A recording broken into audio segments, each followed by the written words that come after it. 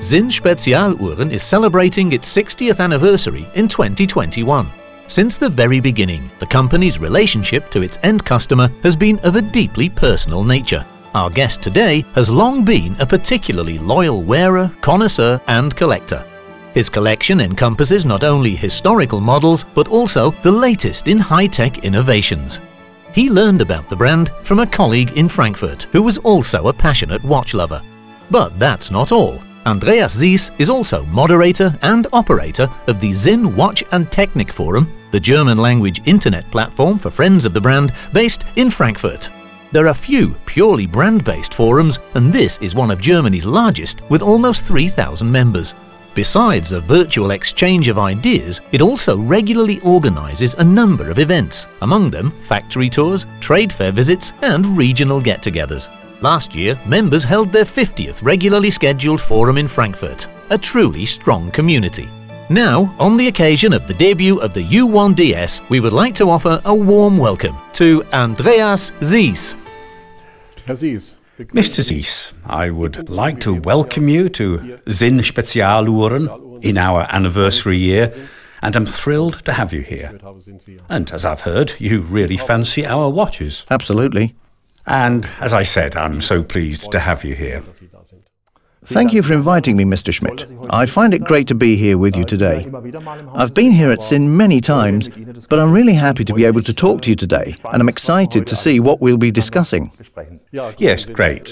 You are also moderator and administrator of the Sinn Technik Forum.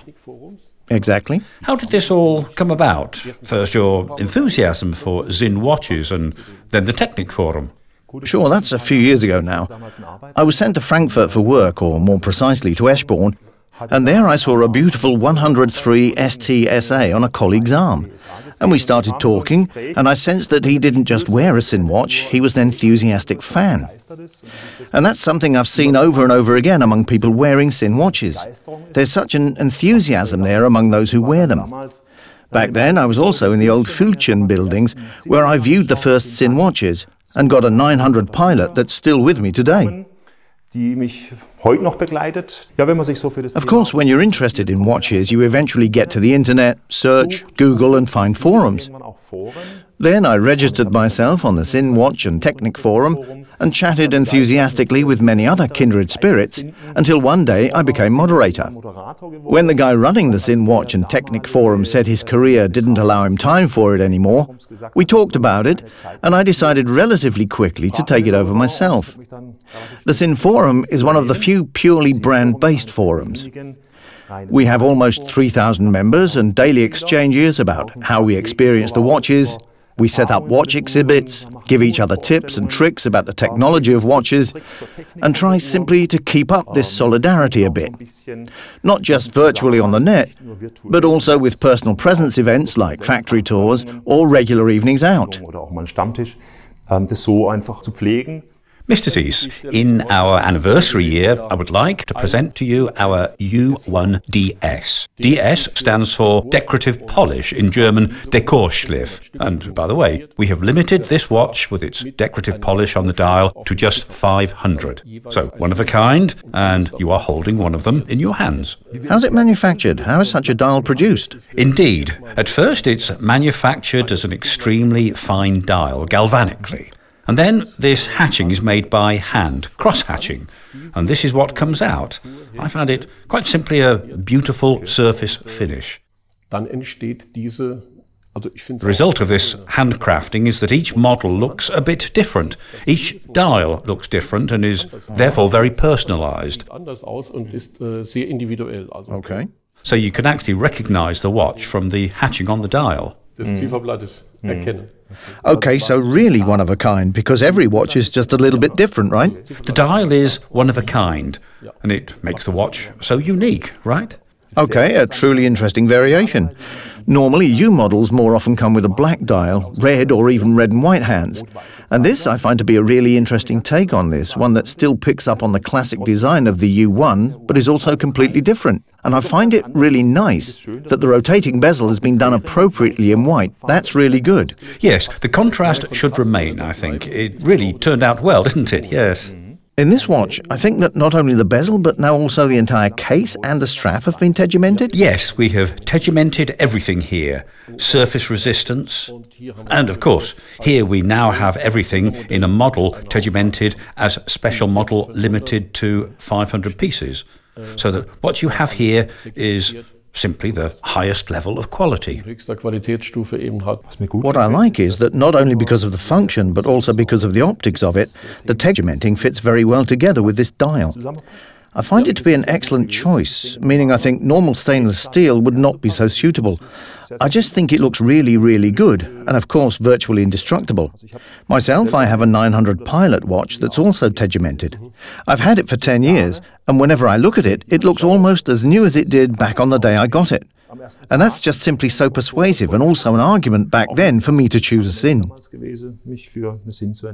Yes, and as to this dial, this dark material suits it so well. The tegimenting makes the stainless steel a bit darker.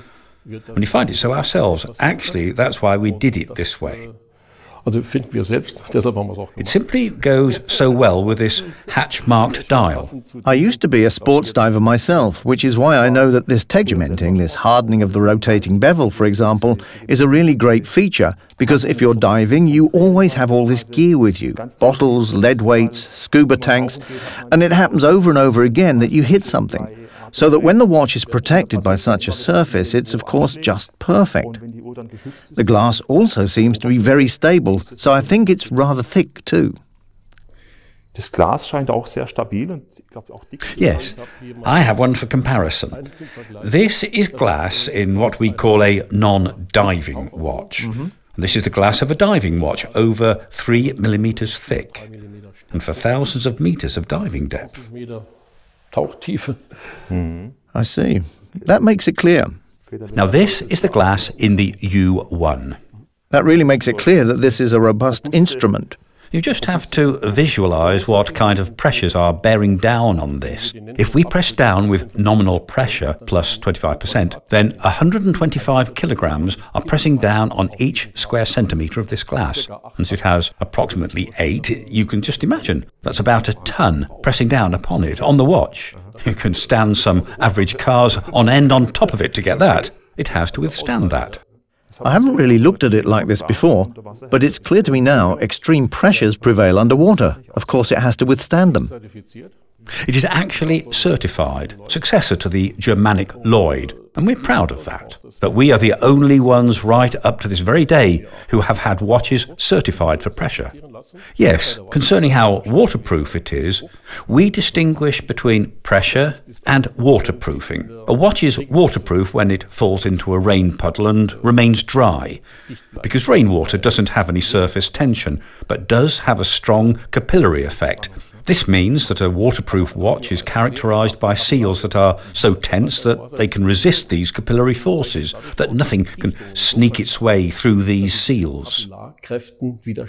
Pressure resistance depends solely on the strength of the material.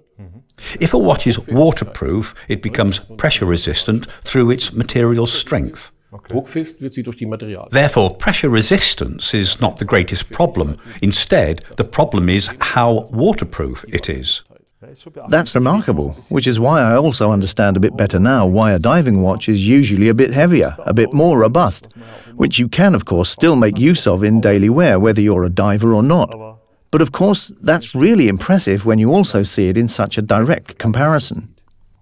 And something else about the case. Of course, it has also been manufactured in the town of Glashütte in Saxony, in our own case manufacturing plant, and developed in cooperation with us. And of course, we're also proud of it, that it's such a watch case, German submarine steel, German case. So you really live up to the claim of made in Germany. I find it's good to have watches made in Germany. And Glashütte is also a pledge of quality. So if you know Glashütte, you know that high-quality componentry is made there, high-quality watches manufactured, and I think that's great. It also really suits the watch. That's just a bit of what the case is made. It's also the semi-finished material for the crown. Both are made of this type of steel, which is also used for the external hulls of modern German submarines. And what enables us to get this semi-finished product in this type of steel and don't have to punch any holes in any German submarines? We have to order several tons of this material. All U models are then manufactured from this material? All U models, yes. We manufacture all U models from this steel. The enormous advantage of submarine steel is, of course, seawater resistance. The second advantage is the high grade of strength, meaning for the watch now. And the third advantage is that this material, and this is important for submarines too, is totally non-magnetic. It's also important for submarines that this material is extremely difficult to tear under deformation. That means no cracks appear. It's deformed, but it makes for no cracking or tearing. That's essential for a submarine. For us, until we could deform the strength of this material here, we would have to apply a bit more pressure. So it easily withstands 1,000 meters, 100 bars, and plus 25%. To the movement? What movement's built into this watch? We have a Sellita SW200 in it, to which we have applied, however, our own oil too, so that Sinn quality is absolutely built into this movement. I believe Sellita has been in the portfolio for several years now. It's already in many other Sinn watches too, isn't it? Yes, the quality is meanwhile comparable to ETA. I've actually always liked the U1, something I once read about in a report on design. It's written up very well there that good design is plain and simple. It's clear, it's timeless. And when I read that, I thought, that's the U1. The U1 stands for that. It's a clear and always a perfectly easy-to-read watch that's simply timeless too. And I think it's been around for 15 years now, and as far as design is concerned, the style and make, it's unchanged. Nothing about it has ever been changed, and I think that also speaks for the watch's design. Timeless, and above all, functional. Easy to read. Now this dial with its decoration is always designed so that readability and contrast are preserved. That was important to us to assure its function. I've read that it's also available with a silicone strap. Yeah, exactly. Yes, silicone straps are very obliging. I'm wearing one myself. Over time they develop a real patina, and I find that really pleasant to wear on my arm. It's not as heavy as a solid-state strap, but they are also highly popular because they are also something so solid to wear on the arm. Mr. Zeiss, what strap would you like to buy the watch with, and which number would you then choose? Number 1, of course, if I may, but I do know that number 1 remains at the factory.